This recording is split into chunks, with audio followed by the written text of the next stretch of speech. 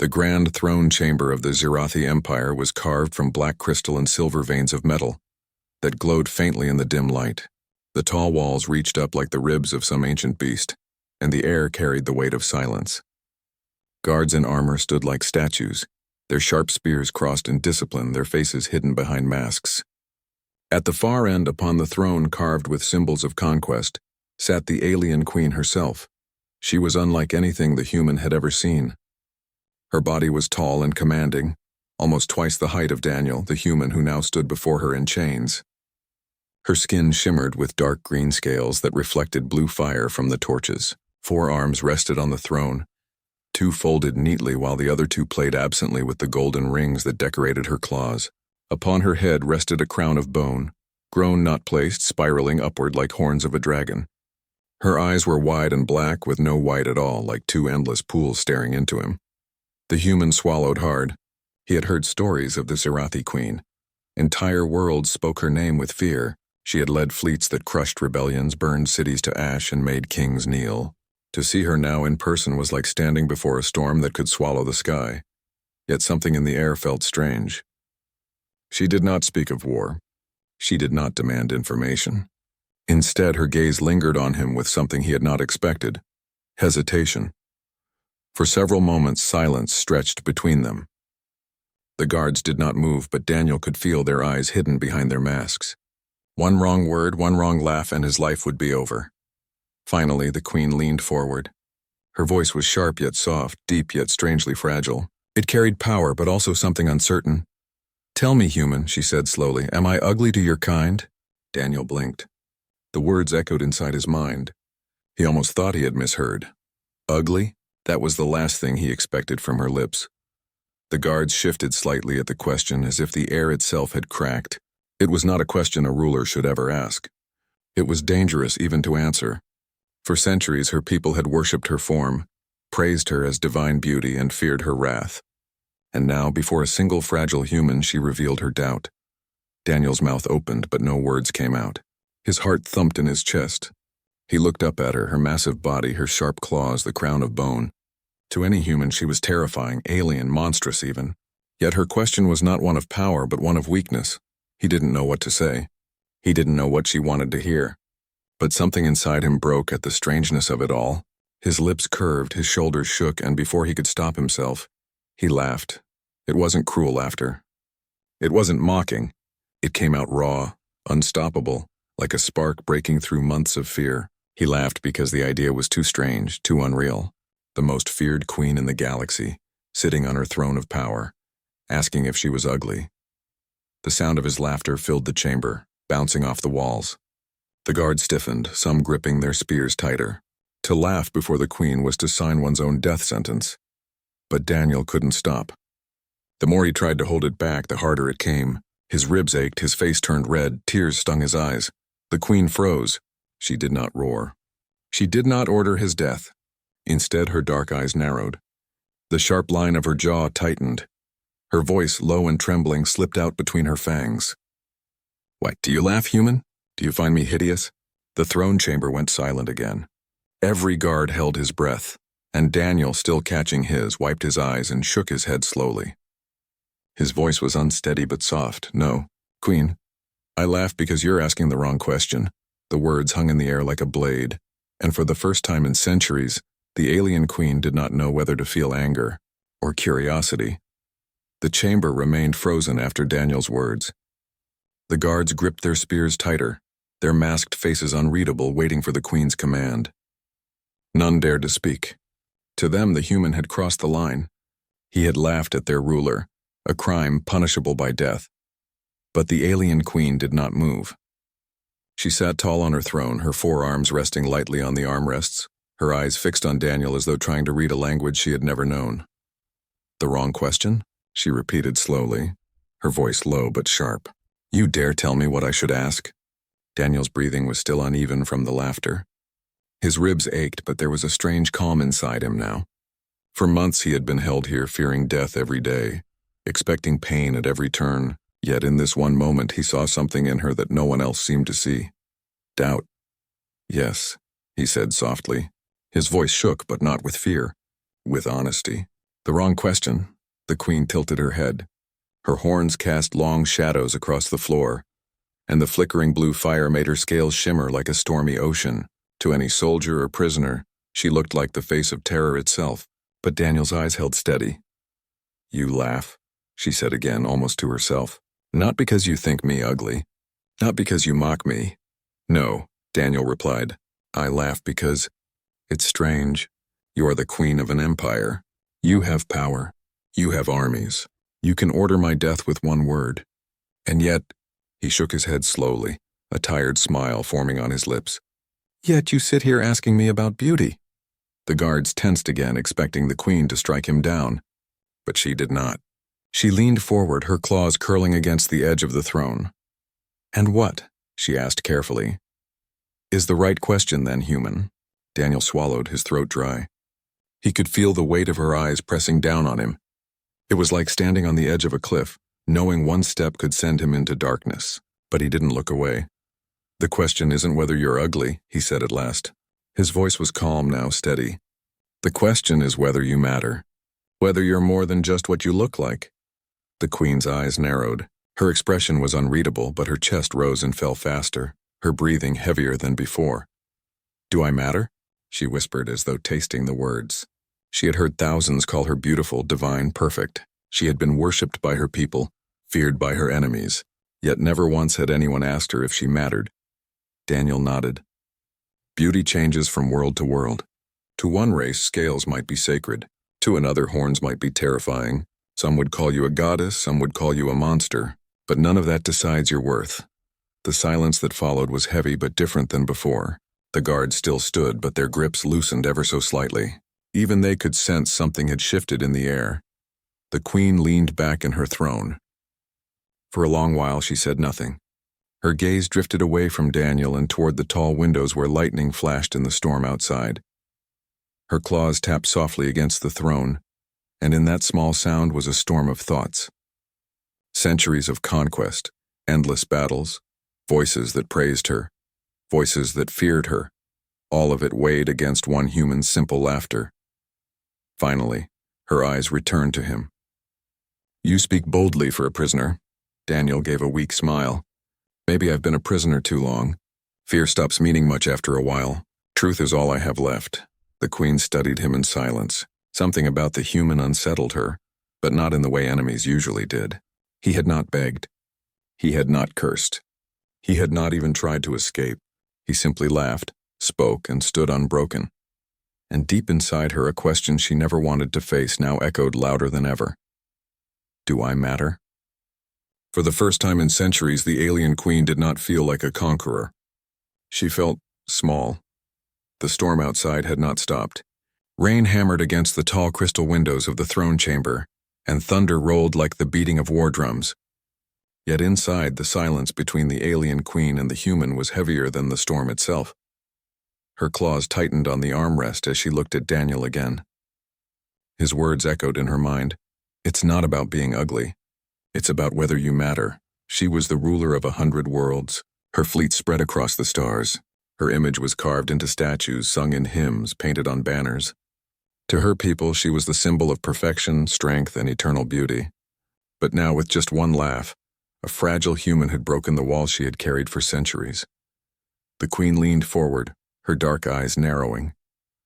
"If beauty does not decide worth, then what does?" Daniel met her gaze. His chains rattled slightly as he shifted, but his voice was steady. "What you choose to do with your life. Who you protect. Who you stand for. What you mean to yourself. Not just to others." Her chest tightened. For so long she had ruled by the weight of others' voices. Priests declaring her divine, advisors praising her perfection, generals chanting her name before battle.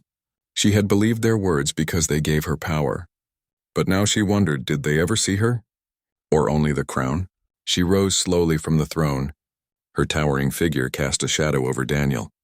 The guards stiffened, unsure if their queen was about to strike him down. "You speak as if you know me, human," she said, her voice low but shaking, "as if you can see past the crown and the scales. But what if there is nothing beneath them? What if all I am is what they say I am?" Daniel looked up at her, unflinching. His voice softened, almost a whisper. "Then you're still more than what they say. Because you're the one asking the question, not them. The words pierced her deeper than any blade. She stared at him for a long moment, her throat tightening. In her chest, a storm raged louder than the one outside.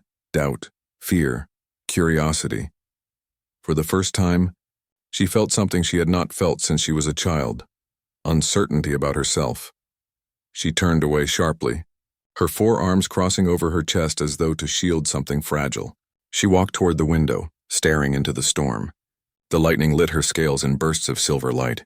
"Do you humans not fear death?" she asked suddenly. Her voice carried not power but searching. Daniel gave a small, tired laugh. "We do, every day. But we keep living anyway. We make jokes, we laugh, we cry. Fear doesn't stop us, it just reminds us to live while we can." The Queen closed her eyes. Such strange creatures humans were. Fragile bodies, short lives, so easy to break. And yet this one stood before her without trembling, laughing even in chains. Something about that made her chest ache. She turned back to him. "And when you look at me, what do you see?" Daniel hesitated. He knew the weight of his answer. He could lie and flatter her. He could call her beautiful to survive. But looking into her eyes, he knew lies would only deepen her wound, so he spoke the truth. "I see someone powerful, someone terrifying, someone different from me in every way, but also someone who feels the same fears we do, someone who just wants to matter." The chamber grew still again. Even the guards, though silent, seemed caught by his words. The Queen's chest rose and fell. Her claws flexed against the stone floor. She had asked many questions before, about war, about enemies, about conquest, but this was the first answer that made her feel seen. Her voice dropped, almost breaking. "And do you think I matter, human?" Daniel's lips curved into a small smile. "Yes, even asking me proves it." For the first time in centuries, the alien Queen felt her heart tremble. Not from fear, not from anger, but from the fragile hope that perhaps, just perhaps, the human was right. The alien Queen sat alone in her private chambers. The throne room was grand, filled with the voices of her people, but here in her quarters silence pressed against her like a heavy cloak. The walls were lined with trophies from conquered worlds, shields of fallen warriors, banners of defeated kings, gemstones carved from the minds of planets that no longer dared to rise against her. Each one was meant to remind her of her greatness, but tonight when she looked at them she felt nothing. Her reflection in the polished stone wall stared back at her. Forearms, tall frame, scales that shimmered in shades of green and blue, crown of bone horns rising like the spires of a mountain. To her people she was perfection. To her enemies she was terror. But to herself? She was no longer sure. Daniel's words returned again and again. "The question isn't whether you're ugly. The question is whether you matter." She pressed her claws against the stone, her sharp tips scraping faint lines across the smooth surface. Why did his voice echo louder than the thousands who praised her? Why did one fragile human break through walls that had stood for centuries? The storm outside still roared. Each flash of lightning threw her reflection into harsh relief. And in those brief bursts of light, she thought she saw not a queen, but a lost child who had been crowned too soon. Unable to bear her own silence, she rose from her chamber and walked through the long corridors of her palace. Guards bowed deeply as she passed, but she ignored them. She walked with her cloak wrapped tightly around her shoulders as though shielding herself from invisible eyes. At last, she stopped at the cell where Daniel was kept. Compared to the dungeons of her empire, his place of keeping was comfortable. A small room with food, water, and a bed. She had ordered it herself, though she had not told anyone why. Daniel sat on the edge of the bed when she entered. He looked tired but not broken. His eyes lifted to hers, and for a moment she felt something she had not felt in centuries. Nervousness. "You," she said quietly, almost uncertain. "You still live without fear?" Daniel gave a small smile. "Fear never goes away. I just learned not to bow to it." She stepped closer, her cloak brushing the floor, her forearms folded across her chest as if to guard the soft place inside her. "Why do you keep laughing even here? Even knowing death could come at any time?" Daniel shrugged lightly. "Because laughter is the last thing they can't chain. They can take my freedom, my weapons, my world. But if I can still laugh, I'm still human." The Queen lowered her head slightly. His words were simple, but they struck deep. She thought of her people. None of them laughed freely in her presence. Their smiles were rehearsed, their praises forced. They worshipped her, but none of it was real. She sat down across from him, her massive form folding awkwardly on the stone bench. For the first time, she was not a queen above him, but a soul sitting across from another. "Tell me," she whispered, "when you look at the stars, what do you see?" Daniel tilted his head back as if looking beyond the ceiling. "I see home. I see endless chances. I see hope even when everything feels lost." Her throat tightened. To her, the stars had always meant conquest, new worlds to take, enemies to crush. But hearing him speak, she realized she had never once looked at them with hope. Only hunger. She asked more questions that night. Questions she would never ask her council, never her generals. Do humans fear death the same as us? Do you believe in gods? Do you think love is real? And Daniel answered each one simply. Sometimes he laughed. Sometimes his voice cracked. Sometimes he grew quiet. But every answer carried a truth she had never heard before. When she finally rose to leave, she lingered at the door, her claws brushing against the stone frame. She wanted to say more, but her pride bound her tongue. Still, as she walked back to her chambers, she realized something frightening. Night, just so she could speak to the human again. The palace council chamber was filled with whispers. The advisors of the queen, draped in robes of silver and black, bowed low before her, but their words carried unease. "My queen," one of them said carefully, "this human is dangerous. He poisons you with strange thoughts. He should not be allowed to speak so freely." Another added, "Our people watch you. If they see you showing weakness before a prisoner, they will doubt your strength." The queen sat at the head of the chamber, her claws resting on the long table of crystal. Her face was calm, but her heart was not. She heard their words, yet Daniel's voice echoed louder within her. "The question isn't if you're ugly. The question is if you matter." Her advisors' voices felt like chains, heavy and endless. For centuries, they had told her what she must be. Perfect, flawless, untouchable. But one human, fragile and chained, had spoken to her as if she were not a symbol, but a person. She dismissed the council with a flick of her hand. They bowed deeply, though unease lingered in their eyes. When they were gone, silence filled the chamber. She sat there, her claws trembling slightly against the crystal. That night, she walked once more to Daniel's room. She told herself it was only curiosity, but deep down she knew the truth. She needed his voice, his honesty, like air. Daniel sat awake, as if waiting for her. When she entered, he gave a small nod of respect, though there was no fear in his eyes. "You look tired," he said softly. The queen frowned. No one had ever spoken to her like that. No one dared to say she looked anything but powerful. "I am not tired," she answered, though her voice lacked strength. Daniel smiled faintly. "Then you're carrying too much." She felt her chest tighten. She turned her head away, but the storm inside her would not let her hide. Her forearms folded across her chest, claws gripping her shoulders as if to hold herself together. "Why do you say such things?" she asked.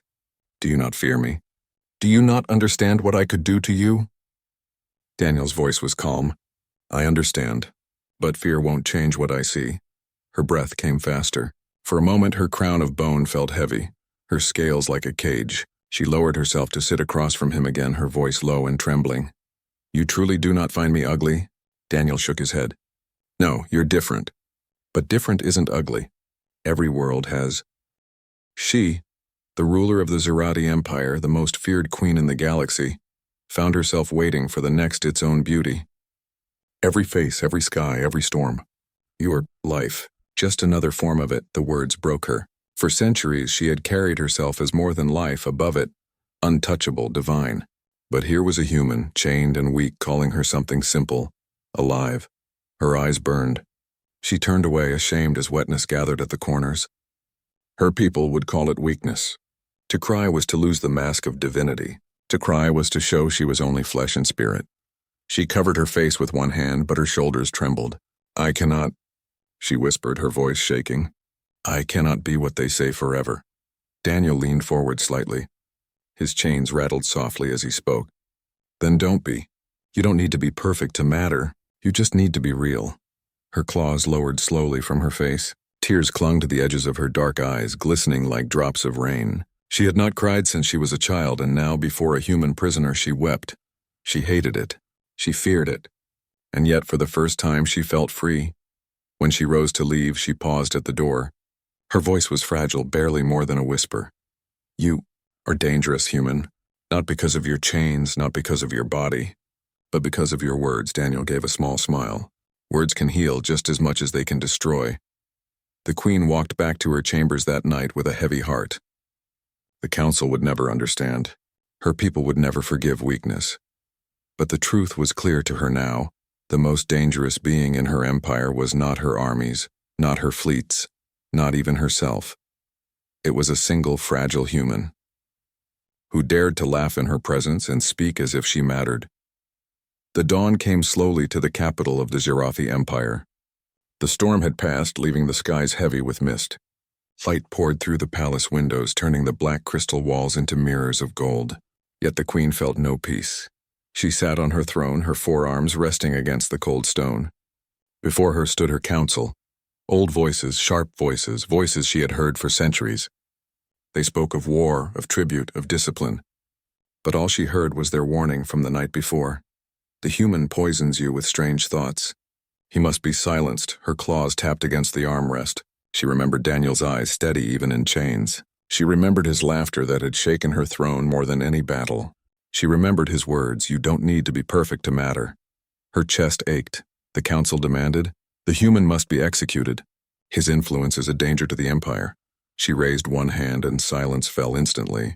Every advisor bowed their head, waiting for her command. The weight of her people pressed on her.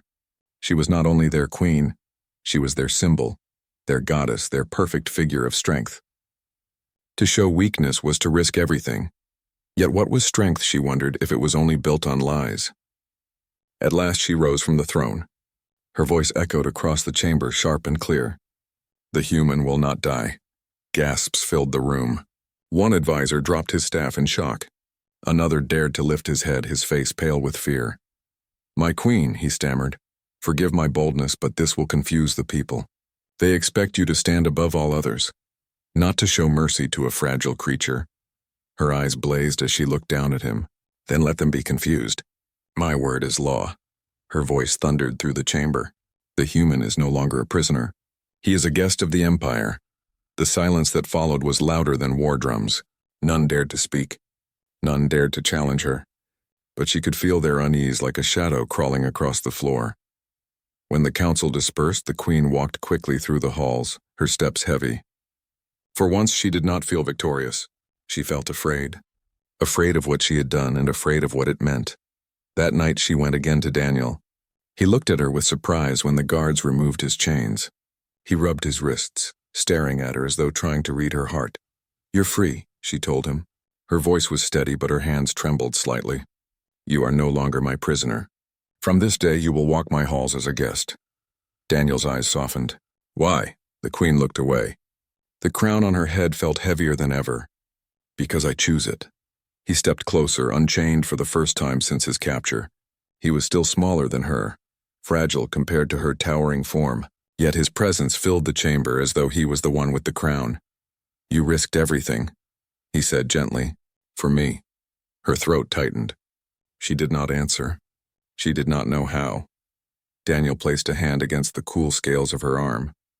The touch was soft, careful, but it felt like fire against her skin. "You don't need to carry the whole galaxy on your shoulders, Queen, not alone." Her chest ached again, but this time it was not from doubt. It was from something deeper, something she had never allowed herself to feel. As she left his chamber, she realized her choice had already begun to change everything. Her people would question. Her council would whisper. Her enemies might sense weakness. But for the first time in centuries, she had acted not as a symbol, not as a goddess, not as a mask of perfection. She had acted as herself, and that, she thought as she returned to her chambers, was the most terrifying and the most freeing choice she had ever made. The days after the Queen's choice were heavy with silence. The council no longer spoke freely in her presence. The soldiers obeyed her command, but their eyes lingered with questions. In the markets and the outer halls, whispers spread. The Queen spared the human. The Queen has changed. For the first time in her long reign, she felt unsure of the ground beneath her feet. Yet she did not regret her choice. One evening, as the twin moons rose and bathed the palace in silver light, she summoned Daniel to her private garden. It was a place where no counselors could intrude, where only the soft glow of alien flowers lit the air. He walked beside her, unchained, his steps unhurried. His clothes were still the simple garments of a prisoner, but his posture was free, his eyes calm. For a long while they said nothing. They simply walked among the tall crystal trees, their reflections dancing in the surface of the still water. At last, the Queen stopped. Her hands curled into fists, her throat heavy with words she had buried for centuries. "Daniel," she said quietly, almost in a whisper. "May I ask you something?" He turned to her, curious. Of course, her 4 shoulders tensed. The crown on her head seemed to weigh 100 tons. Her voice trembled, though she tried to keep it steady. Do you think I am ugly?" The words spilled into the night like a wound opening. She hated how fragile they sounded. She was the Queen of the Zirathi, conqueror of systems, ruler of empires, and yet before this single human she felt smaller than she ever had. Daniel did not laugh this time. Not the way he had in the throne room. Instead, he looked at her carefully as if seeing her for the first time. "Ugly," he repeated softly. Then he shook his head and smiled. "No, you're not ugly, you're different." The Queen's chest tightened. That word again, different. It sounded so simple, yet it struck deeper than any praise she had ever been given. He stepped closer, his reflection mixing with hers in the pond. "When I first saw you, yes, you frightened me. You're not shaped like me. You're not like the faces I know, but ugly? No, that word doesn't fit," she swallowed hard. "Then why did you laugh?" Daniel's smile widened. "Because it was funny. You, an all-powerful queen, worried about something so human. I laughed because in that moment you weren't a goddess or a ruler. You were just someone asking if they were enough, and I understood that." The Queen felt a strange heat in her eyes. No soldier, no counselor, no enemy had ever spoken to her like this, with no fear, no worship, no lies. Daniel's voice softened even more. "You want to know what I see when I look at you? I see strength. I see someone who's carried the weight of millions and still stands tall. I see scars, yes, but they're proof you've lived. And I see someone brave enough to show doubt in a world that only demands perfection." He placed his hand gently against her scaled arm again. The touch was light, but it burned through her walls like fire. "You're not ugly," he whispered. "You're real, and real is more beautiful than perfect." The Queen's breath caught. For a long moment she could not speak. The stars above blurred in her vision. No battle, no throne, no victory had ever broken her the way those words did. Slowly, she lowered her head until her crown nearly touched his. "Thank you, Daniel." And for the first time in centuries, the Queen of the Zirathi smiled, not the cold, practiced smile of a ruler, but a true smile, fragile and bright. The galaxy would still whisper. The council would still plot. Enemies would still wait in the dark. But in that garden under the silver moons, none of it mattered. For the first time, she was not a goddess, not a symbol, not a mask. She was simply herself. And in the eyes of a human, that was enough.